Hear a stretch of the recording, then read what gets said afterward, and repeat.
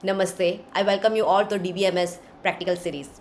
My name is Drashti Gardhar and I am faculty at ICT Marwadi University. Let me share my screen.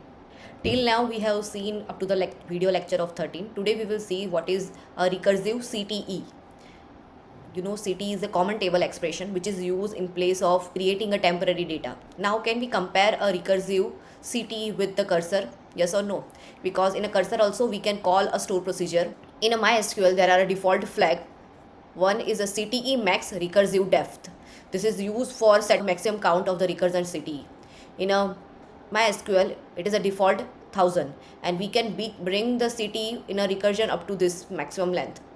But in a cursor scenario where we want to recurse with the help of the store procedure, ideally store procedure will not have the default value for a recursion because it is not primary created for a recursion. But if you want to set a recursively calling the procedure, you can also set, but there are the maximum limit is 255. More than that you cannot create a recursive call in a store procedure. Fine. Now let me compare this to on the code length. Consider there are a similar problem that we are solving with the recursive CTE as well as we are trying to solve with the help of a cursor. So in a cursor it is a longer and the procedural work, but same task we can do in a recursive CTE with the short and declarative way. When we are using recursive CTE, we are getting the set based data, means whole data are being we get in a form of temporary data. So it is not like row by row data that we are having. So the recursive CTE is faster because of that constraint. And what else we can use is here we can concate a multiple row record with the help of the concat. But in the cursor we cannot concate the different rows. We can look behind and look forward with the help of lag and lead, but we cannot merge a different 10 or 15 columns. So in that scenario you will skip the cursor and use in place of CTE. Identify your problem and it is more aligned with which concept. If it is require a temporary storage of the data, you go with the CTE, but if you are tracking a row by row data, then go with the cursor. So as I explained, there is a predefined global variable that we can set. Ideally the max store procedure recursive depth is 0, but if you want to set at 20, you use this line. This is the line that you can use to set a default maximum count you can go. Ideally it is 0, but if you want to, you can set maximum to 255. Now the recursion part in a CTE. In recursive part we are dividing the concept in a 3 criteria. First is a starting value. We use the word anchor in place of starting value. Anchor means the starting condition through which we can start the recursion step. So here consider we want to set a count 1 to 5, means one row have the value 1, second row have the value 2, likewise 1 2 3 4 5 that are values that we expect in our table. With the help of this CTE we can create this part. The count to 5 is not a permanent table. After you execute this query and you can check the schema, you will not find this type of any table because this is a temporary table. Whatever you are creating right now are loaded in a temporary storage, and as many time you want to execute, the temporary storage will be created for it, and whatever the logic you use inside that will be used for creating that temporary data. Fine. Now what is the first condition is anchor position. Anchor position means the starting value. We are setting the starting position as a 1. We can start with the 0, we can start with the -1, but right now we are taking 1 as a starting number, and you know this is the line we use for creating a displaying some value. Let me write it down for you. Yes, I am labeling the column as a n, but you can skip this part too. See, this is the way you want to use. Why we are label this n is because the next iteration we will use the n as their column name. So this is the first step, anchor position. Now what is the second step is a recursion step, in we want to increment by 1. Okay, you can create a jump of 2 also by creating n plus 2. If you want to make a jump of 3, then n plus 3 likewise, and you can also make a multiplication also. This is the logic that is here for creating a relation between different records. Fine. So 1, then after 2, then after 3. This likewise you have to have a stopping criteria, otherwise your loop become infinite. So the last condition is the terminating condition, that this loop will not go beyond the value of 5. Check what was the value of n. N is 5, so it will not go inside this thing and they will terminate this condition. Fine. Now let me run for you. Okay, this is the value that we are getting, 1 2 3 4 5. Now same concept we will use to solving this problem. Okay, these are the 3 problems that we require to solve in this video lecture. Read the first problem. Create a power of 2 table. Now as I explained, this is the same logic you can apply, only difference is you want to start with the 1 or 2, whatever the number you are comfortable. Then what you want to do, you want to multiply the whatever the value we are having. If I am starting with the 2, then 2 into 2 is 4, 4 into 2 is 8, 8 into 2 is 16. Likewise you want to create a power of 2 table. Fine. Now should I write it? Yes. it is mandatory to use the keyword recursive, otherwise they will not understand this function is used inside their own logic. Because in a previous video lecture, in 13th video lecture, we are not using the keyword recursive, but here we use the word recursive. With recursive, I am setting my table name as a power of 2, and in this I write three things. What is the first thing is your anchor condition, what is the second thing is your increment logic, and the last is your terminating condition. So as I explained, what you have to do, first you have to start this thing. Let me start with the number 1 as a n, and after this you don't require a semicolon. Fine, you are not using any semicolon, you simply use union. You know the difference between union and union all. Union all will not remove the duplicate value, but in a union, duplicate value will be removed. Fine. So after this, what you have to do, after you have done this, you have to write down that we are having inside that record. If we are at the third record, we will check what is the result value is 2. So 2 into 2 is 4. So 4 will be loaded on a third record. Whatever it is right now, they will check what is the previous value, and whatever the previous value would be loaded in your n variable. Fine. Now here select n star 2, and after this what you have to do, this will work on which table? This is the same table as this, yes or no? Otherwise they will not get the idea that we are talking about the same table. So write down power of 2, which is similar to this table. And after this we want to set a terminated condition in this second query. We are in this logic we are merging a 2 select query. So n is less than whatever you want to set. I'm using the 100, because what will happen if I set this value? What was the last value that we get in this power of 2 table is, consider I am at the 64. 64 is less than 100, yes. So what will happen? 64 will be multiplied by 2. What is the value of 64 multiplied by 2 is 128. So 128 is the last digit, and afterwards what will happen? This will go inside this loop and they will check that 120 is a less than 100 or not.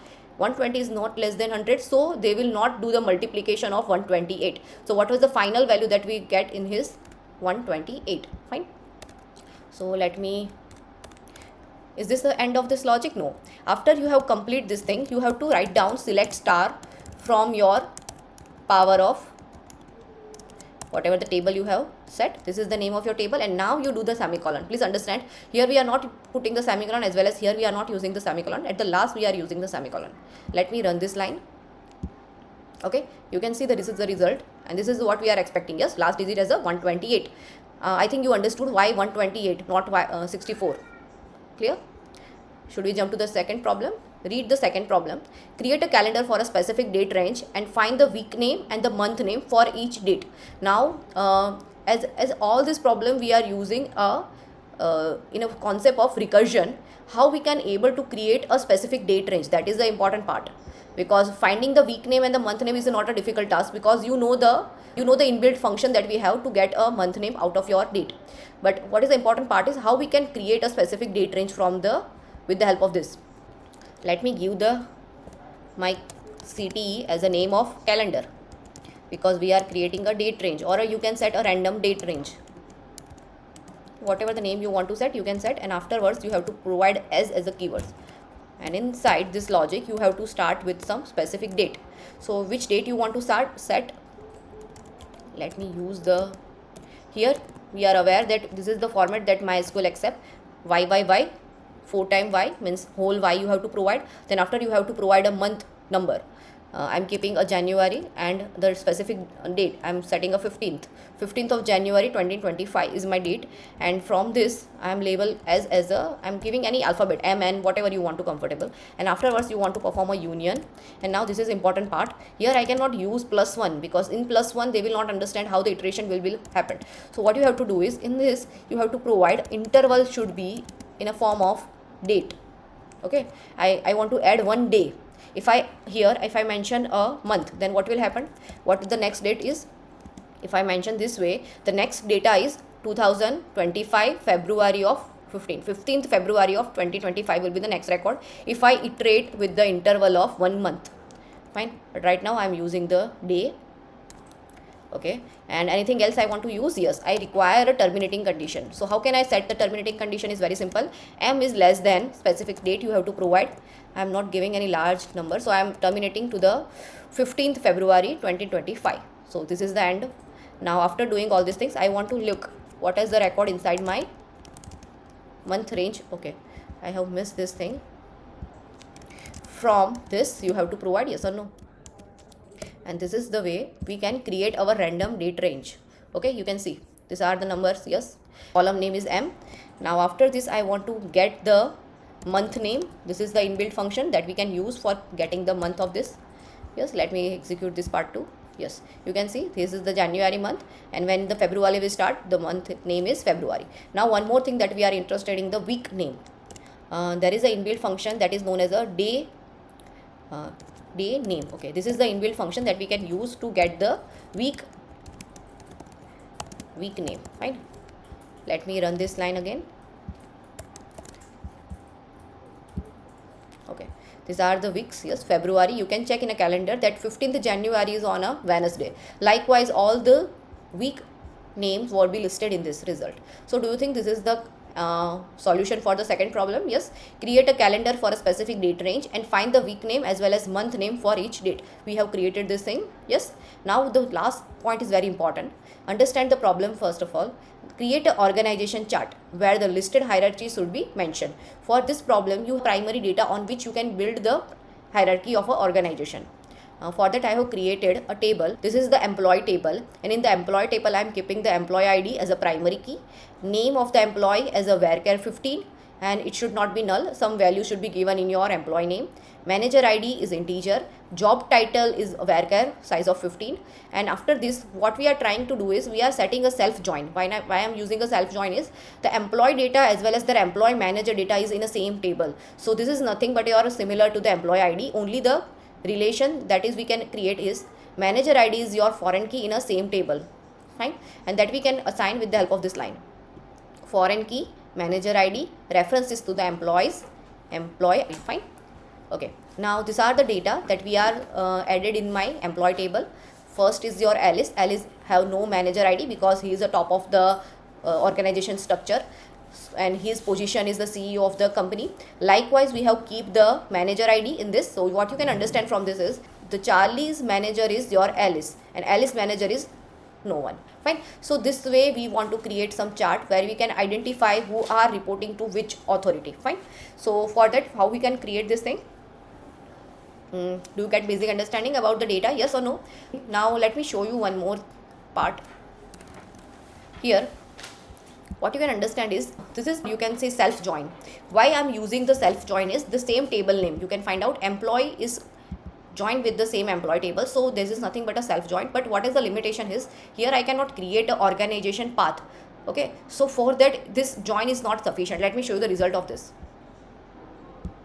This is the result that Bob have to report to Alice. Now Frank have to report to the David. David have to report to the Bob. Bob will report to the Alice. Likewise, you can go with the flow and you will identify who is reporting to whom. But I want the whole hierarchy over here, that Frank is reporting to David and David is reporting to Bob. Bob is reporting to Alice. This whole line you have to print in the same record. How can you do this thing without the using of CTE? Then it is not possible. So CTE will help in this type of problem solving.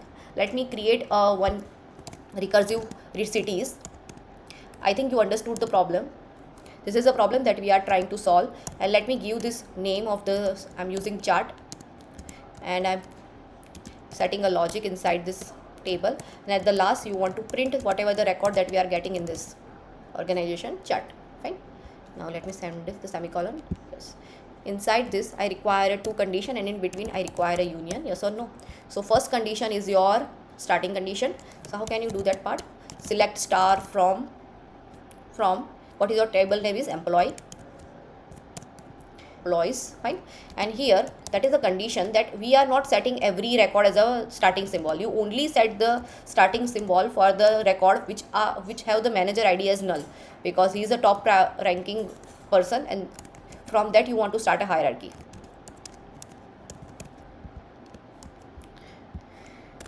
Okay, and after this what you want to add more? You want to select everything, but after selecting everything you want to make a join of what? You want to make a join of organization chart with the employee chart. How can you do this thing? Let me do employees. Let me give the name E, join with the, what is your temporary chart is this? Yes or no? and what is the name of, I'm keeping the name O. And what are the parameter that we want to check is E dot manager ID is equal to O dot employee ID, EMP ID. I make a big space for us to write everything. Yes, do you think this is the way we have to write down, or should I run this line?